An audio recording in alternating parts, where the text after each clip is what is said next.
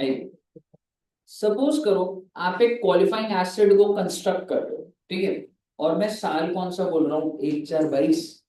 और तुमने ना लोन ले लिया इस दिन,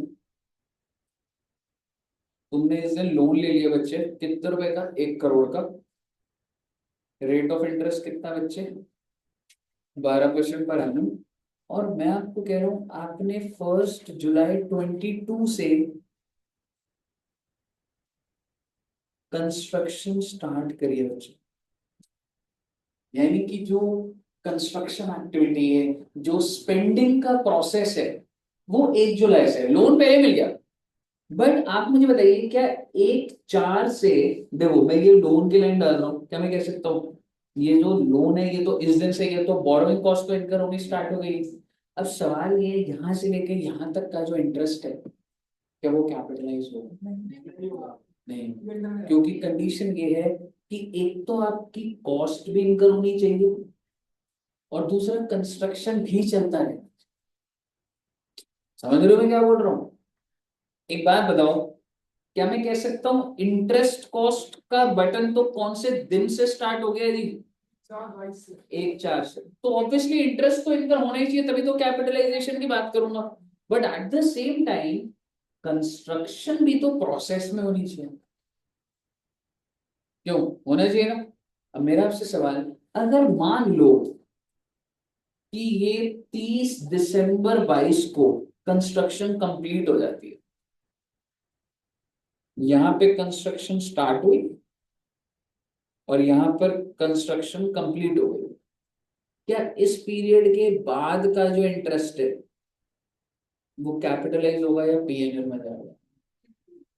पीएनएल। और कैपिटलाइज तो तब तक करोगे ना जब तक कंस्ट्रक्शन को, क्या था, क्वालिफाइंग एसेट होता है जो टाइम लेता है फॉर इट्स इंटेंडेड यूज और फॉर इंटेंडेड सेल, की जब रेडी हो जाए वो। समझ रहे हो? तो बेसिकली क्या मैं कह सकता हूँ, ले दे के, क्या मुझे बता सकते हैं ये वाला कितने बच्चे, अप्रैल मई जून 3 महीने का पीरियड, एक बार बताओगे 1 करोड़ का 12% कितना हो गया, 12 लाख। 3 महीने का कितना आ गया, 3 लाख। ये वाला कितना आएगा, 6 लाख। और ये वाला बच्चे 3 लाख। आप ये कह सकते हैं सर जी ये तो पीएनएल में जाएगा, सर जी ये वाला भी पीएनएल, हाँ सबसे आखिरी वाले पीएनएल में जाएगा, और ये वाला क्या हो जाएगा जी? कहने का मतलब है कैपिटलाइजेशन होने की कंडीशन ये होनी चाहिए कि इंटरेस्ट कॉस्ट भी इनकर हो रही है और कंस्ट्रक्शन कॉस्ट भी इनकर। अब आगे समझिएगा बात को। सर जी टेम्पररी सस्पेंशन आ गई, कुछ टेम्पररी, 20 दिन 50 दिन 60 दिन के लिए काम रुक गया सर, 15-20 दिन। क्यों रुक गया? मान लो कोविड आ गया और सरकार ने बोला कि सारी एक्टिविटी बंद। अभी आप देख रहे हो जैसे दिल्ली में पोल्यूशन हो रहा है, कह सकता हूँ कंस्ट्रक्शन एक्टिविटी को बंद कर दिया जाता है। देखा आपने? तो सर 20 दिन के लिए घर बनने बंद हो जाएंगे। आप मुझे बताइए, इस पीरियड से रिलेटेड मान लो ये 15 डेज है, इस पीरियड से रिलेटेड जो भी इंटरेस्ट का खर्चा है, पीएनएल या कैपिटलाइज, अगर आपका काम रुक गया ना तो पीएनएल। अब आगे सुन लो, अगर काम रुकना is part of the production process तो कैपिटलाइज। सर वो तो रुकेगा ही ना सर काम तो, जैसे कि घर बन रहा है तो होता है ना बच्चे, लेंटर डलता है या कुछ होता है, 2 दिन के लिए काम रुकता है या वोट एवर, सूख रहा है सामान, सूख रहा है। तो बेसिकली अगर वो तो प्रोसेस के अंदर है, it is part of the production process, तो कैपिटलाइजेशन विल गो ऑन। और अगर ऐसा नहीं है तो पीएनएल। आप इंटेंशन समझ गए हो? तो बेसिकली ये सारे क्राइटेरिया भी हमें देखने होंगे, और हम हेडिंग के साथ लिखेंगे, सिर्फ टॉपिक की हेडिंग वो लिखनी होगी। ठीक है बच्चे, तो आइए जरा एक बार देखिए।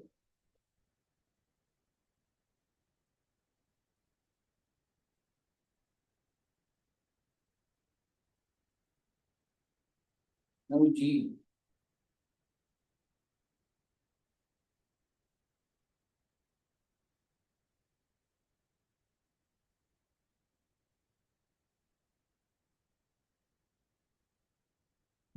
ये वाला हमारा हो गया था।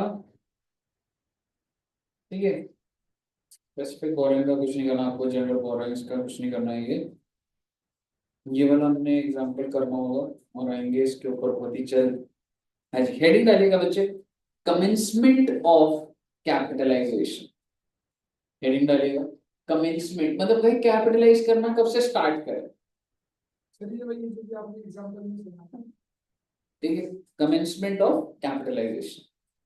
तो क्या लिख रहे हैं, एक बार इसको नोट भी कर लेते हैं, ठीक है। The capitalization of borrowing cost, the capitalization of borrowing cost shall commence when all the following conditions are satisfied. All को underline कर देना बच्चे, all the following conditions are satisfied. चलिए, अच्छा एक बात बताओ, अगर मैंने लोन नहीं लिया हुआ पर मैं कंस्ट्रक्शन कर रहा हूं, तो क्या बोरोइंग कॉस्ट कैपिटलाइज हो सकती है? नहीं हो, जब लोन ही नहीं चल रहा तो कैपिटलाइजेशन क्या बात करूंगा बोरोइंग कॉस्ट की, ठीक है। तो first point as it is लिखेंगे, expenditure for acquisition construction of the qualifying asset is being incurred, यानी कि it is in the process of getting incurred। समझ रहे हो? तो क्या लिखोगे बच्चे आप, expenditure for acquisition, construction, production of qualifying asset is being incurred।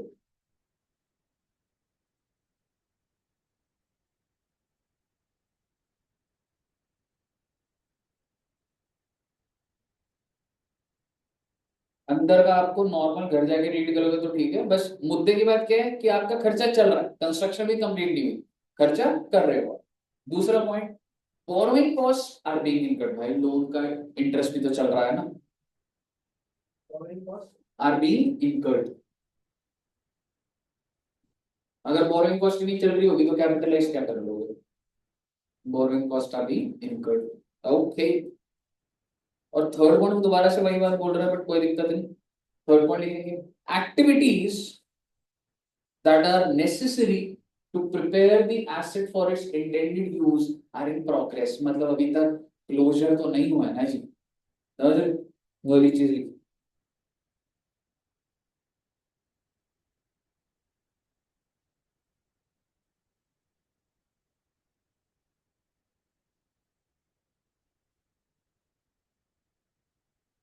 तो ये सब क्लियर है। चलिए, आपको सिर्फ ये हेडिंग लिखनी है, पेपर में बाय चांस अगर आ जाए, वैसे आता नहीं है, थ्योरेटिकल है, बस आपको ये चीज पता होना चाहिए। हाँ ठीक है। देन नेक्स्ट लिखिएगा heading, suspension of capitalization. Suspension का मतलब क्या होता है, परमानेंटली बंद हो गया या टेम्पररी? टेम्पररी। जैसे स्कूल में होता है ना बेटा, सस्पेंशन क्या होता है, टेम्पररी होता है, 10 दिन के लिए बच्चों को स्कूल से निकाल दिया, 20 दिन के लिए निकाल दिया, ठीक है। अब इस सस्पेंडेड पीरियड में कैपिटलाइजेशन होगी? नहीं, नहीं होगी ना, ठीक है। बट अगर ये part of the production process होगा तो होगी, ठीक है। तो इसको लैंग्वेज में लिख देते हैं, during the period of suspension,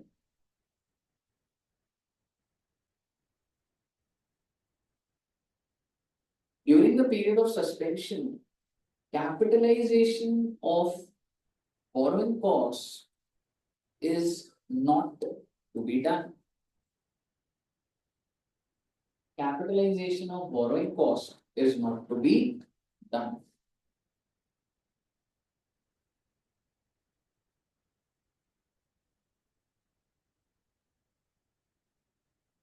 However, if suspension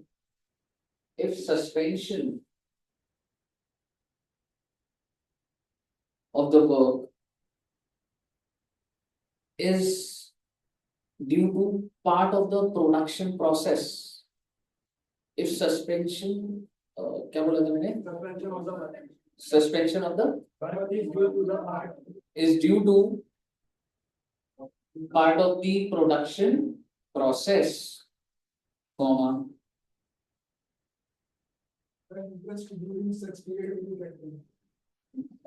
comma, in such case capitalization will be done। In such case, capitalization will be done.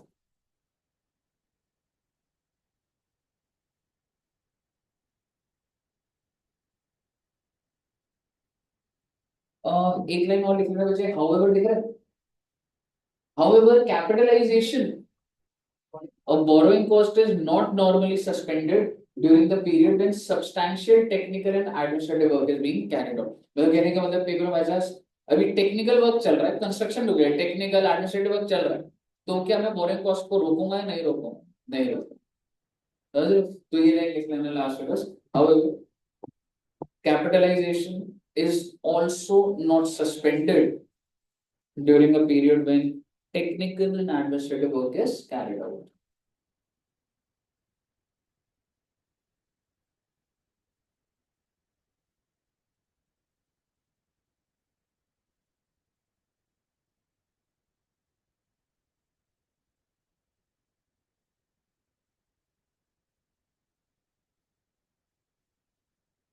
ठीक है बच्चे?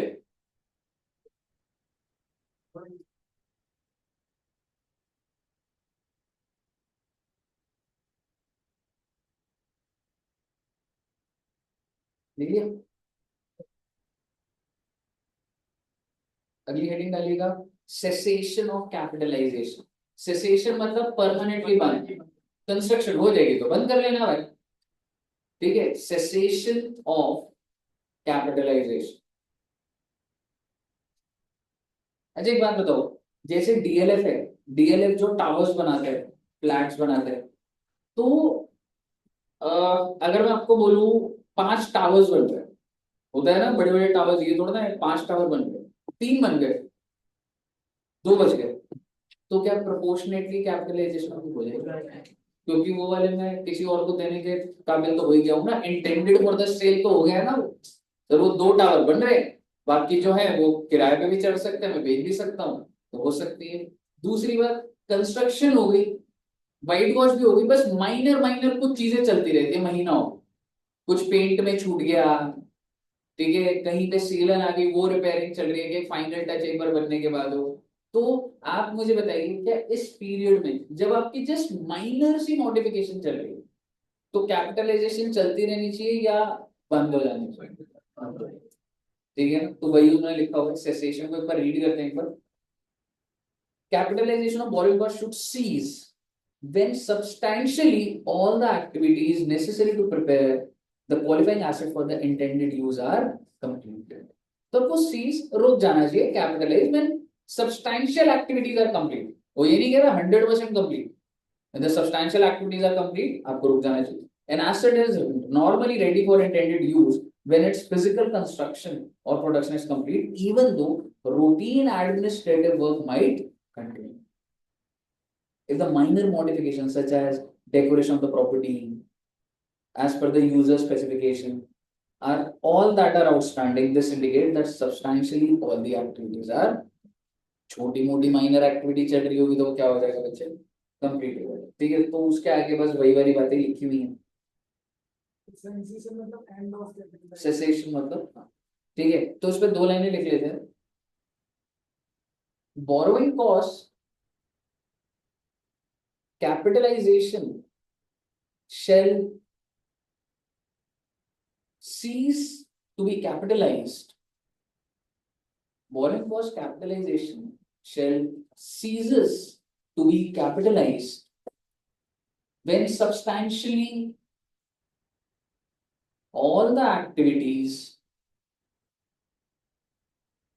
necessary to prepare the qualifying asset, substantially all the activities necessary to prepare the qualifying asset for its intended sale or use is complete. ऊपर की 3 line लिखी, substantially all the activities necessary to prepare the qualifying asset for its intended use or sale are complete. ठीक है ना, बाकी तो समझ गया ना इंटेंशन इसके फिर, ठीक है ना बच्चे?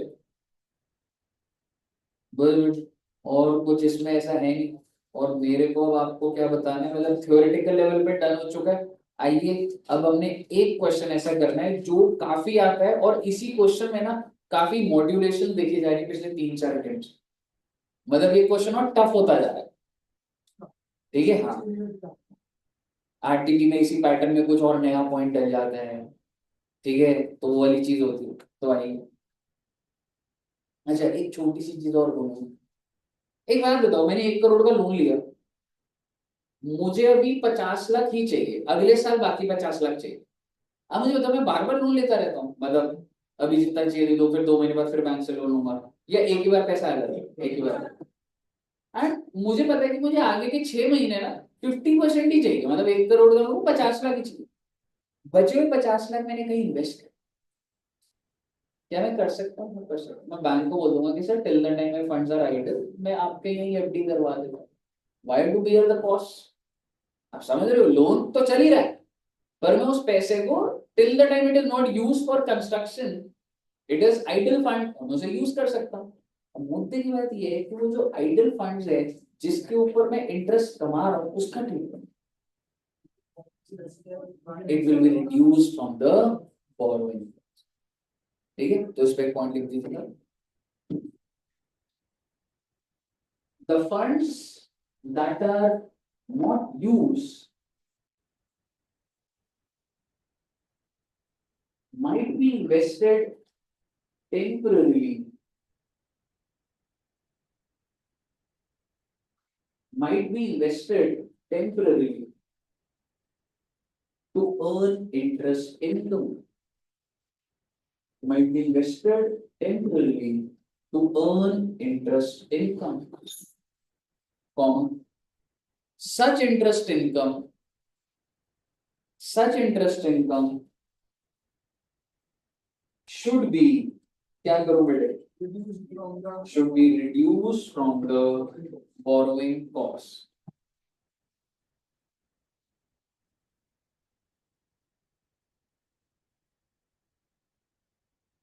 क्लियर है बच्चे? चलो अब आप देखिएगा ये question, should be reduced from the borrowing cost। ठीक है साहब, आइए अब देखते हैं, यही क्वेश्चन है और बस फिर हमारा ये खत्म है ये standard. X Limited began construction of a new building on 1st January। तो एक बार फैक्ट्स देखेंगे बच्चे कि भाई ने कंस्ट्रक्शन कब स्टार्ट करी है, 1st January 2001।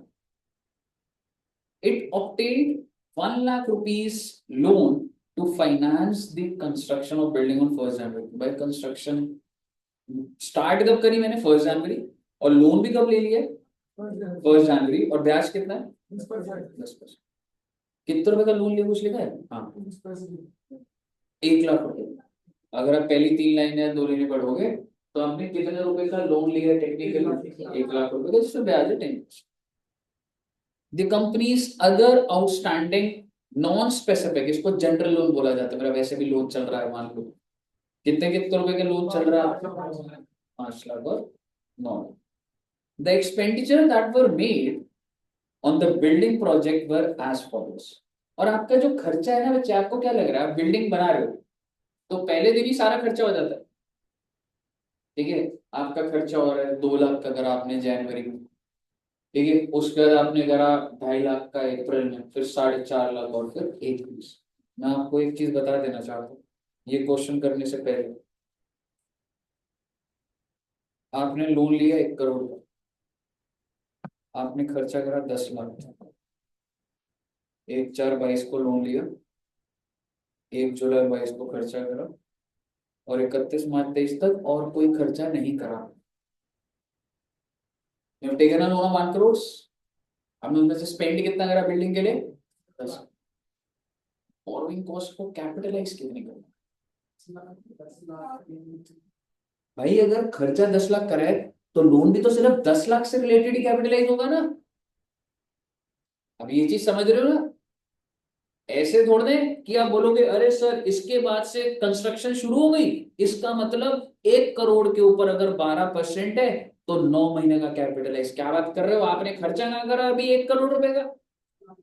हाँ, तो ये लॉजिक पहले कनेक्ट होना चाहिए। आप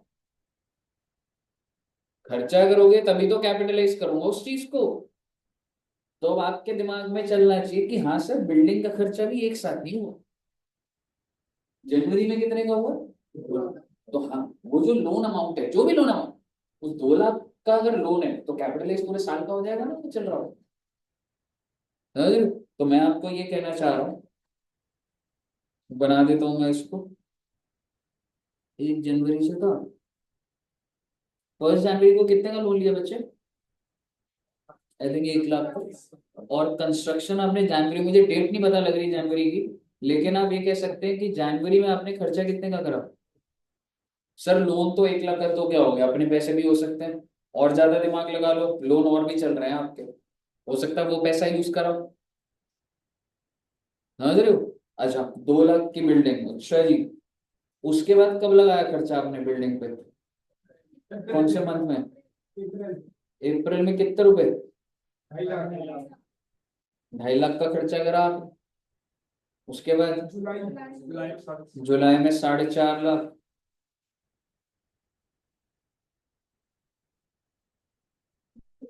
और उसके बाद कितना? 1 लाख।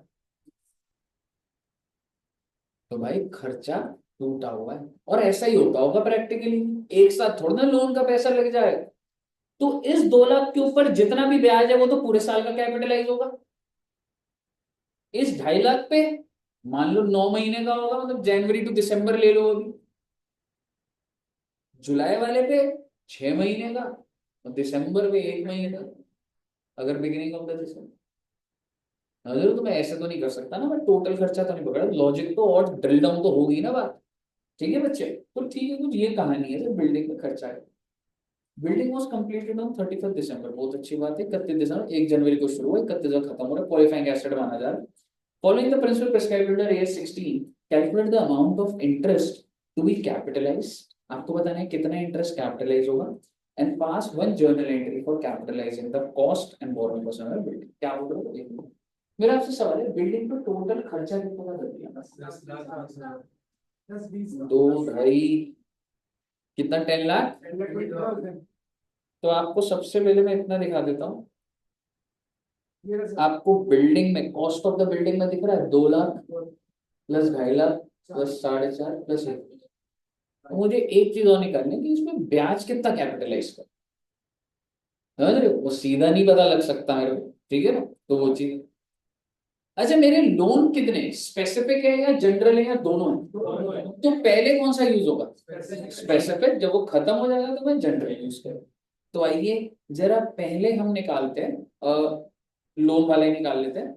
सो calculation of weighted average interest rate other than specific. ओ भाई, पहले 1 लाख पे तो 10% का ब्याज पता है ना मुझे भी। दूसरे 2 लोन को कितने कितने चल रहे हैं? 5 लाख पे 11% ब्याज है, 9 लाख पे 13, तो टोटल 14 लाख पड़े थे मेरे पास। और उस पर इंटरेस्ट बन गया 1.72 का। इफेक्टिव रेट निकाल दिया मैंने 12.2। पहले आप मुझे बताइए, आपको वर्किंग नोट समझ आऊँ? बना दीजिए एक बार। प्रैक्टिस हाथ से कर लेंगे तो सही रहेगा बेटे, टाइम है अपने पास।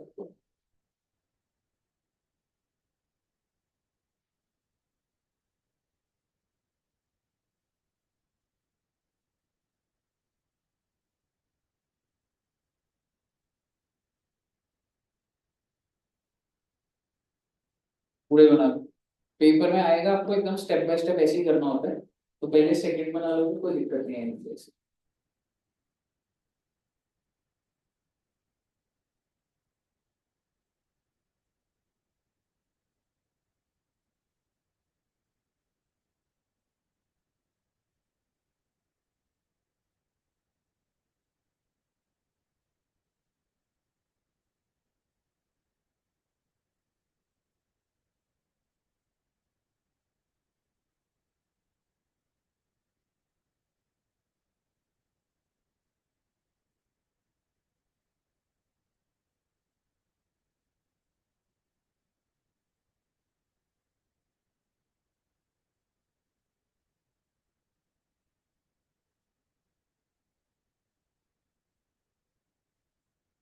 बन गया बच्चे? तो आपको पेपर में ऐसे ही करना होगा, जनरल बोरोइंग्स जो होंगी उसका पहले इफेक्टिव रेट निकालना होगा आपको।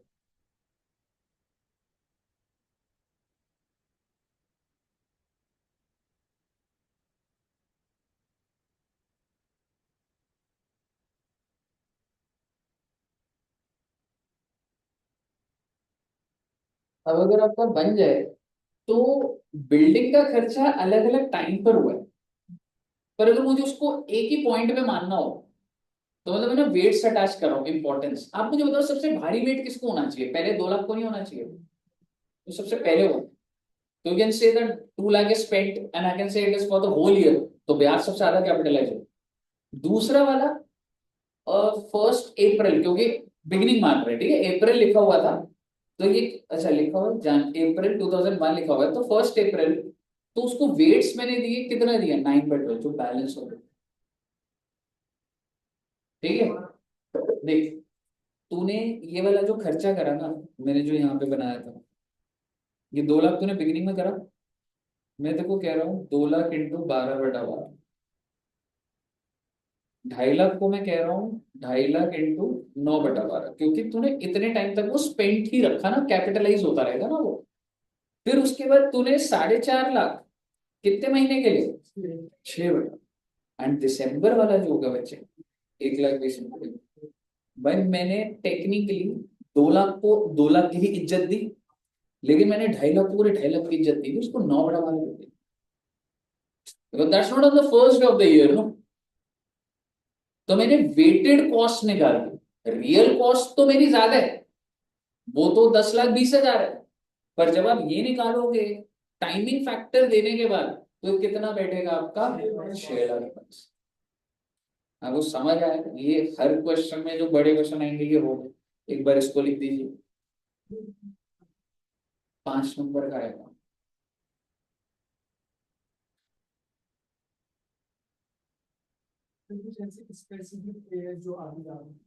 कितने ऐसे अरब के वैसे नहीं, 22 इंपॉर्टेंट ही बोलूंगा। कंसोलिडेशन तो बड़ा ही क्वेश्चन आता है ना उसका, 16 भी इंपॉर्टेंट है ना। नहीं उतना नहीं, टू भी ठीक ठीक है, ऐसा वो नहीं। 3 कैश फ्लो है, कैश फ्लो का पेपर में होता है क्वेश्चन, सारे ही करना पड़ जाता है, मतलब ऐसा ना कुछ वो नहीं बन पाता। हाँ एग्जैक्टली, मतलब कुछ ना कुछ तरीके से वो दिखेगा ही तुम्हें। ठीक है ना, बन गए बच्चे वेटेड एवरेज। अब आप मुझे बताइए technically how much you spent, time basis के हिसाब से जो मैंने कर दिया 6 बाईस, तो मेरी जेब से 1 2 में 6 बाईस निकले, और इसमें से कितने रुपए का लोन स्पेसिफिक है मेरे पास, तो आप देखिए 6 बाईस में से 1 लाख तो मैंने स्पेसिफिक वाला यूज कर लिया, और बचा हुआ 5 बाईस, और वो तो डे 1 के हिसाब से ही आ चुका है ना अब, तो 1 लाख पे पूरा 10% का ब्याज लगा दिया, और 5 बाईस पे 12.285, 64,189, so this is your 74,189 is the amount of interest to be capital. आराम से देख लीजिए 6,22,000 का खर्चा था, और वो खर्चा मैंने ऑब्वियसली लोन के पैसे से ही स्पेंड करा, और लोन दो थे, स्पेसिफिक और जनरल, पहले स्पेसिफिक को यूज करा, तो 1 लाख रुपए का खर्चा स्पेसिफिक के थ्रू हुआ, और बाकी जो खर्चा वो जनरल बोरोइंग से हुआ। स्पेसिफिक वाले का ब्याज है 10, जनरल बोरोइंग का ही है, so that is the interest on that spending.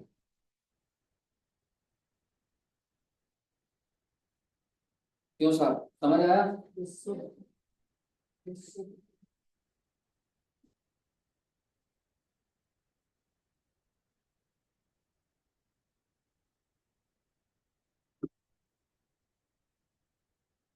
अब बच्चों को कंपाइलर मिल चुकी है अनाउंस की,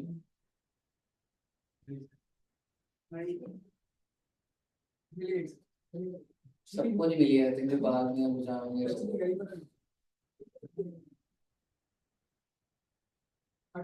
एक ही बात है,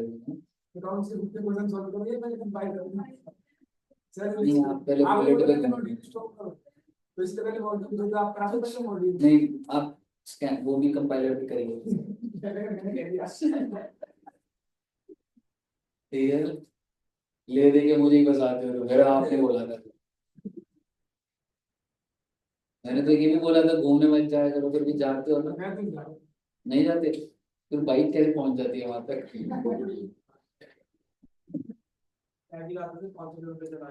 500 किलोमीटर चल भी गई सही में?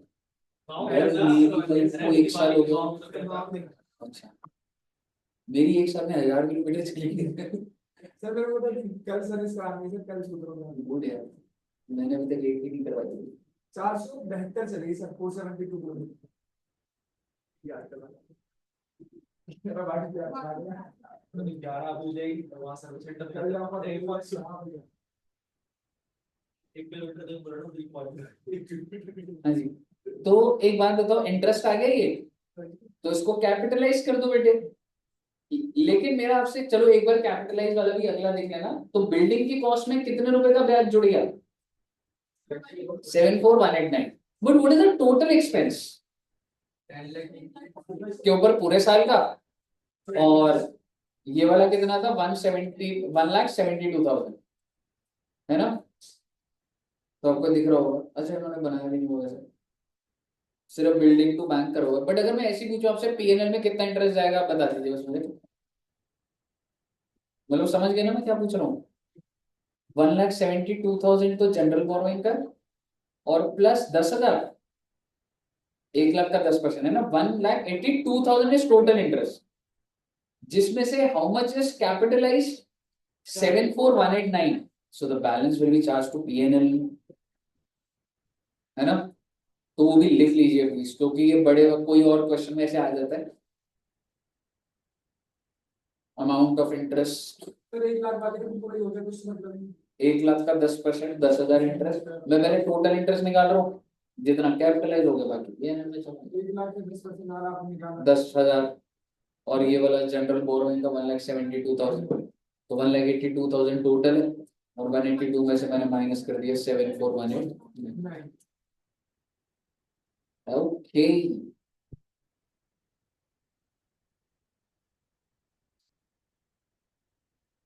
एक ही क्लास का स्टैंडर्ड था वैसे ही, तो है ना? आप लास्ट में एक नहीं करा रहे, एक ही में करा दिया। 2 पेज नहीं और कर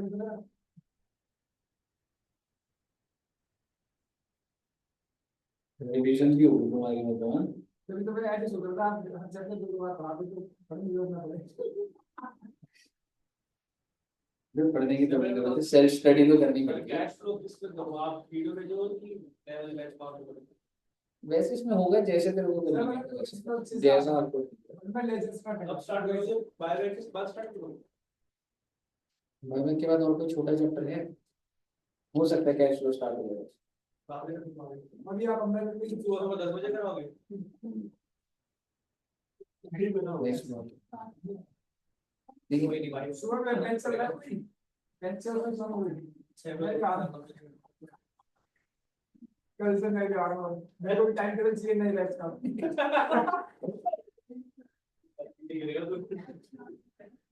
सर, क्योंकि मेरे को सर क्यों बोल रहे हैं जैसे? बायोलॉजी तो लगता था आपको शारदा गाड़ी। तो मेरे को बायोलॉजी में और कैश फ्लो में आता क्वेश्चन में कॉन्फिडेंस नहीं बैठता, वो सॉल्व करने बैठता हूं तब। अच्छा, थ्योरेटिकली आप कितना कुछ दो, हर चीज बता दो मुझे, ऐसे ये आपका लर्नर लाइसेंस है ना, वो कॉन्फिडेंस नहीं आ पा रहा। ये क्लास में आ जाऊंगा। सारी आओगे तुम लग रहा है। अरे अच्छे लगेगा ना, मैं घर पर आप इंस्टा में डालेंगे तो बनाऊंगा, तुम बच्चों को भी अच्छा लगेगा बट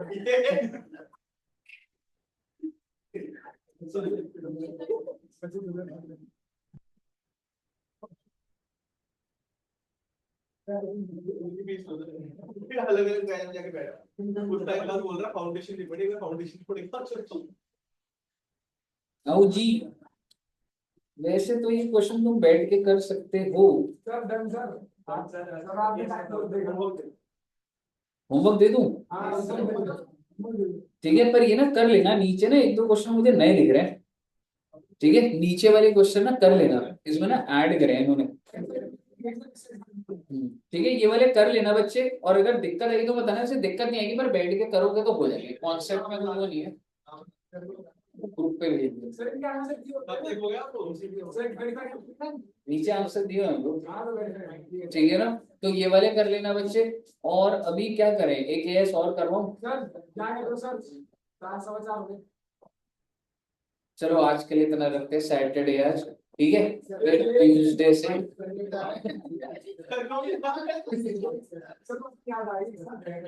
नहीं नहीं, मंदिर जाना होता है शनि महाराज,